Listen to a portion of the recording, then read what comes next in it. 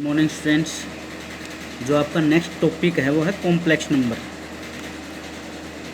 तो हम पिछली क्लासेस के अंदर हम स्क्वायर रूट निकालते हैं, तो वहाँ पर हम देखते हैं कि हम किसी भी पॉजिटिव वैल्यू का स्क्वायर रूट निकाल सकते हैं। जहाँ कहीं पर नेगेटिव वैल्यू का स्क्वायर रूट आता है वहाँ पर हम ये लिख देते हैं कि वो इमेजिनरी वैल्यू होगी।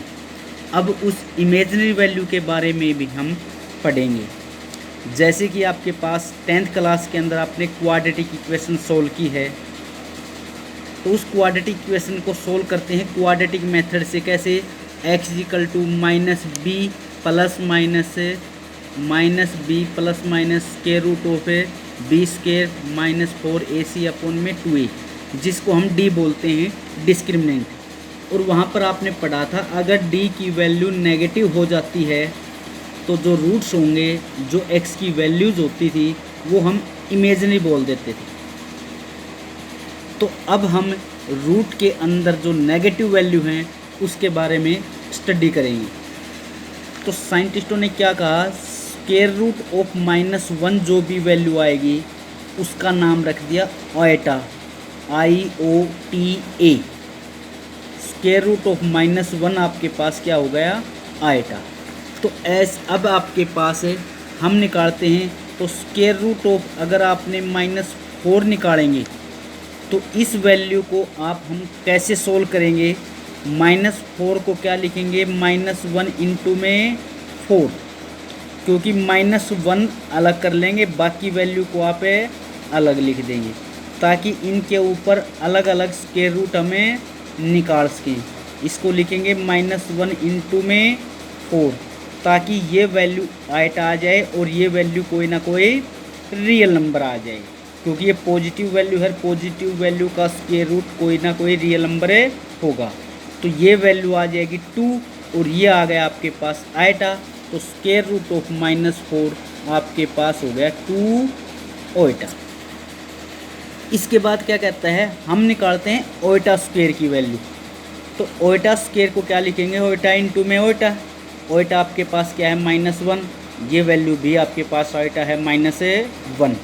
अब इसका मल्टीप्लिकेशन करेंगे तो कई बच्चे +1 कर देते हैं, लेकिन ऐसा नहीं होता है, क्योंकि आपके पास मल्टीप्लिकेशन का क्या रूल है, अगर बेस सेम है तो पावर ऐड हो जाएंगी। तो हाफ पावर ये ऐड होकर 1 हो गई, तो -1 की पावर 1 आ गया -1।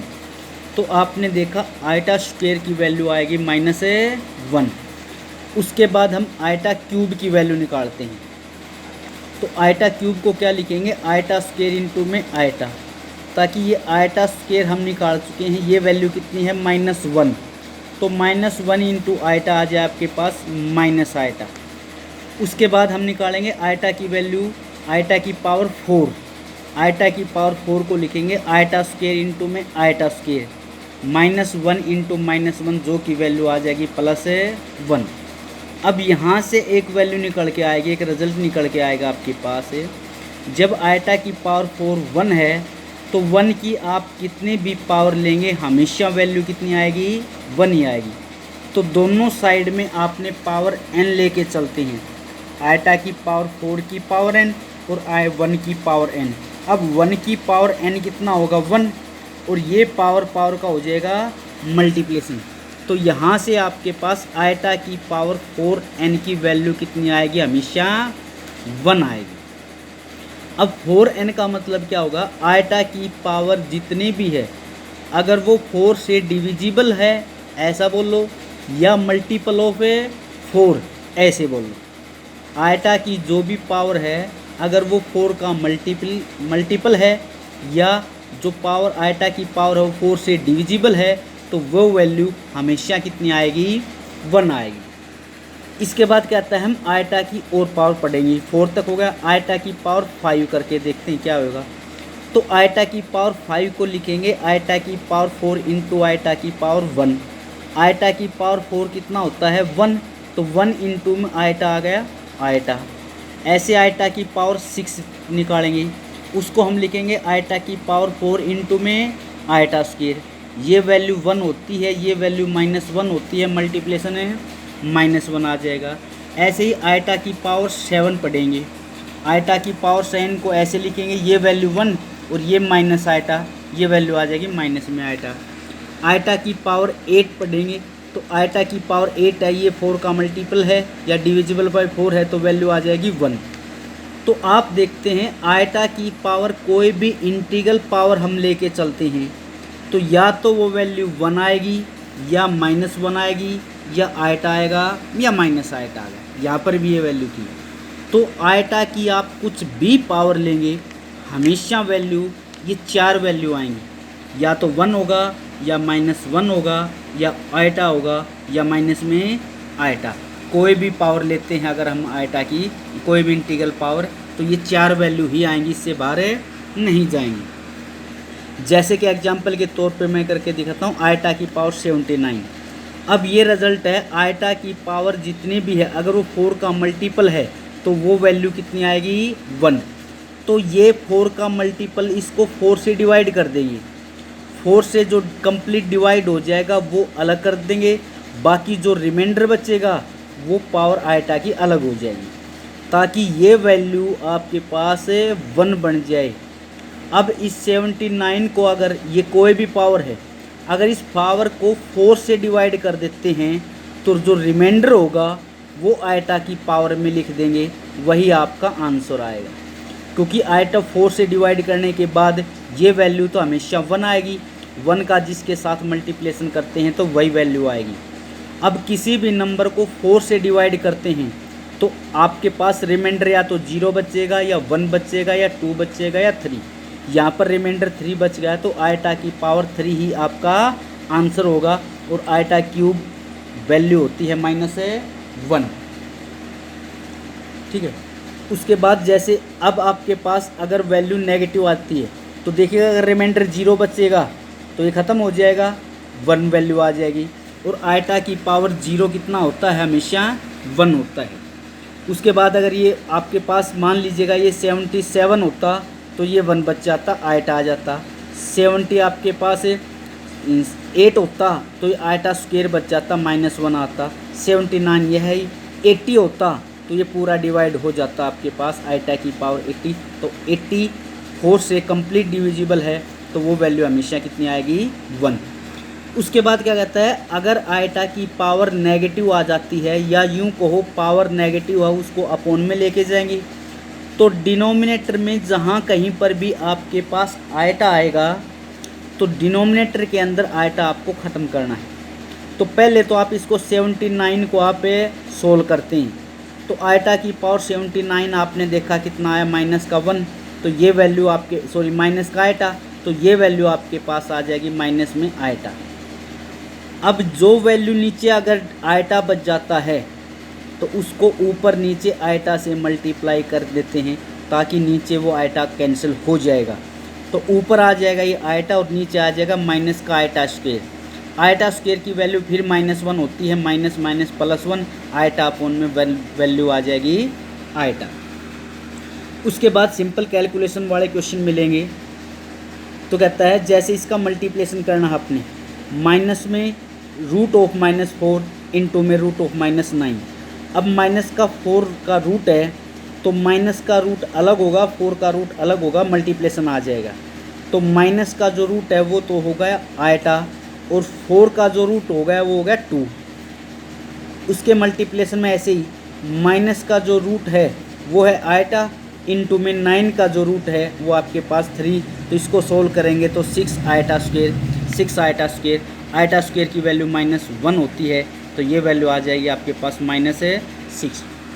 उसके बाद सिंपल कैलकुलेशन पावर में भी अगर सोल्व करना पड़ जाए तो 1 + आयटा स्क्वायर अगर हम निकालते हैं तो a + b होल स्क्वायर का फॉर्मूला हम सोल्व करेंगे तो क्या आ जाएगा आपके पास a² + b² + 2ab। अब आयटा स्क्वायर की वैल्यू कितनी होती है -1, ये -1 ये +1 कैंसिल हो जाएगा, आपके पास आंसर बच जाएगा। उसके बाद इस टाइप से क्वेश्चन होंगे, आयटा की पावर कुछ भी दे रखी है, 3 4 प्लस माइनस में, मल्टीप्लिकेशन में, डिवाइड में कुछ भी है वो आपने सोल्व करनी है। तो देखिएगा जो भी आयटा की पावर है उसको 4 से डिवाइड करो, 4 से डिवाइड करने के बाद जो रिमाइंडर बचेगा वो आयटा की पावर ही आपका आंसर होगा। जैसे इसको 4 से डिवाइड करते हैं ये कंप्लीट डिवाइड हो जाएगा तो ये वैल्यू आ जाएगी 1। इसको 4 से डिवाइड कर देते हैं 13 को तो कितना बचेगा, रिमाइंडर 1। तो आयटा की पावर 13 और आयटा की पावर 1 इक्वल होगा जो कि आयटा आ जाएगा। 14 को आप 4 से डिवाइड कर देते हैं तो रिमाइंडर बचेगा 2। तो आयटा की पावर 14 आयटा की पावर 2 के इक्वल होगा और आयटा की पावर 2 आयटा स्क्वायर हो गया और आयटा स्क्वायर की वैल्यू -1 होती है। ऐसे आयटा की पावर 15 है, 15 को 4 से डिवाइड करेंगे तो रिमाइंडर बचेगा आपके पास 3। तो ये वैल्यू आपके पास आयटा क्यूब के इक्वल हो जाएगा। आयटा क्यूब माइनस में आयटा होता है, ये कैंसिल होकर 0 बचेगा। तो यहाँ से एक रिजल्ट निकल के आ गया, आयटा की आप चाहे कितनी भी पावर लें लेकिन वो पावर लगातार 4 हैं, 4 टर्म में होनी चाहिए, लगातार पावर होनी चाहिए। कहीं से भी स्टार्ट कर सकते हैं, 2 3 4 5 10 11 12 13 25 26 27 28 कुछ भी। तो उन चारों का जो सम होगा वो हमेशा 0 के इक्वल आएगा। उसके बाद कहता है, चैप्टर का नाम है कॉम्प्लेक्स नंबर। तो कहता है कॉम्प्लेक्स नंबर होता क्या है। कहता है अगर कोई भी नंबर इस फॉर्म के अंदर लिखा जाएगा, a प्लस आयटा b की फॉर्म के अंदर कोई भी लिखा जाएगा, उस नंबर को हम बोलते हैं कॉम्प्लेक्स नंबर।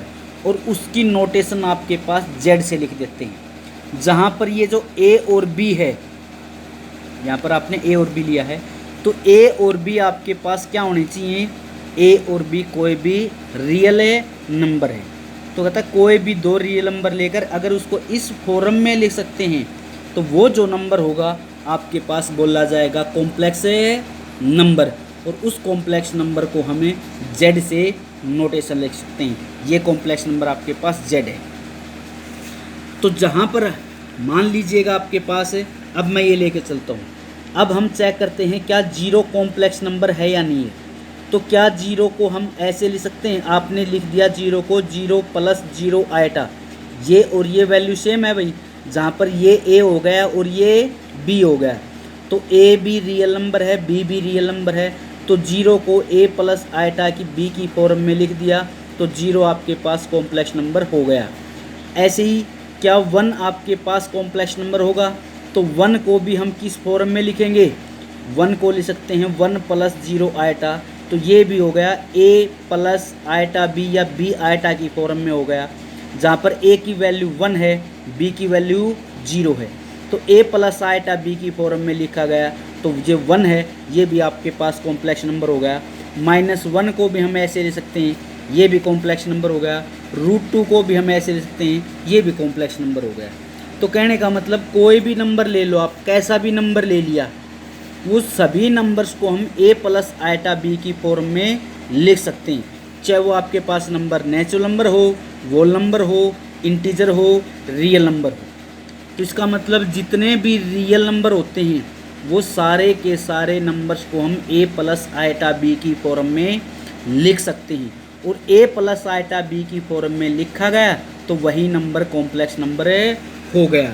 तो यहाँ पर कहता है जितने भी रियल नंबर हैं वो सारे के सारे कॉम्प्लेक्स नंबर होते हैं, लेकिन इसका कन्वर्स पार्ट ट्रू नहीं होगा।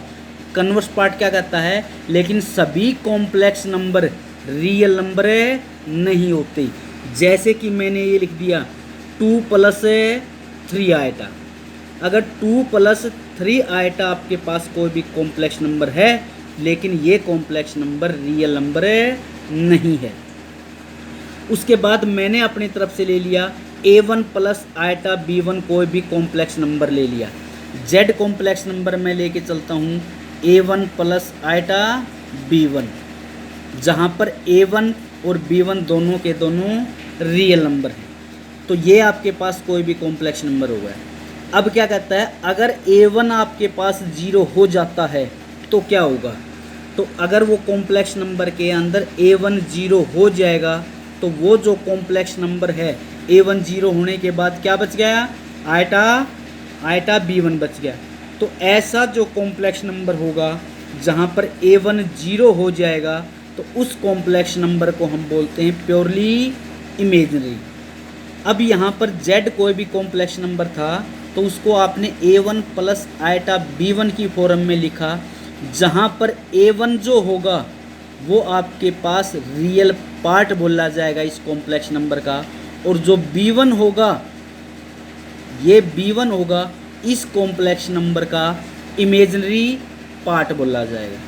खाली जो A1 है, Z आपके पास ये पूरे का पूरा कॉम्प्लेक्स नंबर है, जिसके अंदर जो A1 है वो आपके पास रियल पार्ट, दो पार्ट बनाएंगे इसके, जिसमें से A1 रियल पार्ट बोला जाएगा और B1 उसका इमेजिनरी पार्ट बोला जाएगा। तो रियल पार्ट ऑफ Z को हम किससे लिखेंगे? A1।